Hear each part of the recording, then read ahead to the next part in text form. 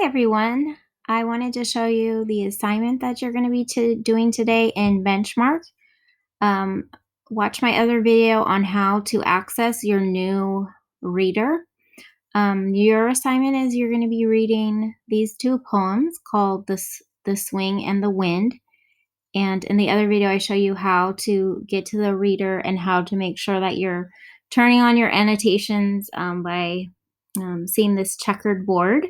When the screen comes up in the beginning, you want to click yes. Okay. And today you're going to be finding figurative language in the poems. A lot of poems use imagery to create pictures in your mind.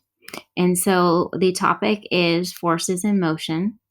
And so a swing, even when you're playing at school, at home, you're on a swing, you're playing with a ball, is still, and there's still science involved, right? Everything is related to science almost in, some way or another. So a swing is a force in motion, right? So is the wind. So this, of course, that's a nonfiction topic, but this is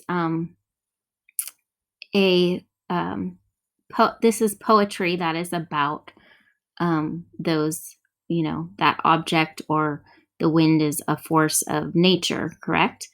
So when you read these poems and make your annotations on the sides, like I showed you, you're going to have a document in Google Classroom that's going to look like this. It's called Literal, Non-Literal Language, okay? And you're going to use a chart to decide whether the language is imagery is literal or non-literal. Literal means that it could actually happen. Non-literal means it couldn't happen. So we've used this example in class before, like I was so hungry I could eat a horse. I'm not really going to eat a horse. I'm just really hungry, but I'm using that to exaggerate. Or if I don't go play outside today, I'm going to die. That's exaggerating, right? What the person means is they really want to play outside. Okay? So, in these two poems, there are words that you have to decide. Could it actually happen? Could the wind actually do that or swing? Or is that more of an exaggeration, right? So we could just read these and kind of make an assessment of whether it could happen or not.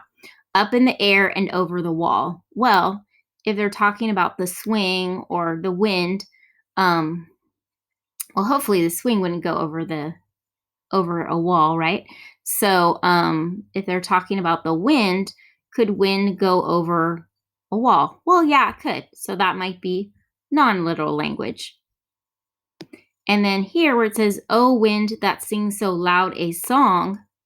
Well, when we hear the wind, it kind of could sound like a song, right?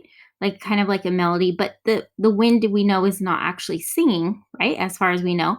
So they're comparing it to people, right? How people sing. So that's probably non-literal, meaning not literal. The wind isn't singing, but it might sound to us like it is because we're relating it to ourselves.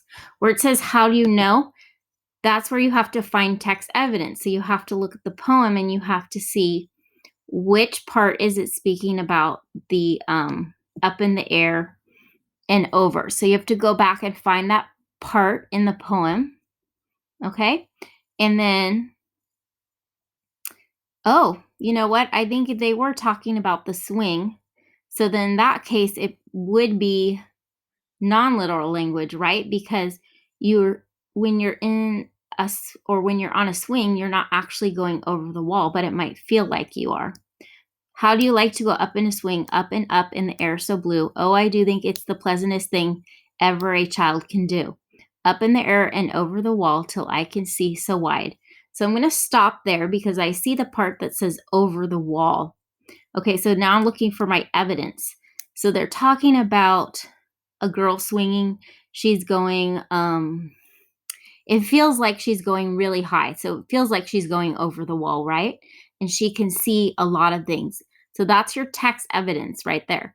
She's swinging. It's very pleasant. And she's swinging so high, it feels like she's going over a wall. All right. So that's what you would write in that box where it says text evidence. Okay. So hopefully that's giving you some idea of how you're going to fill out these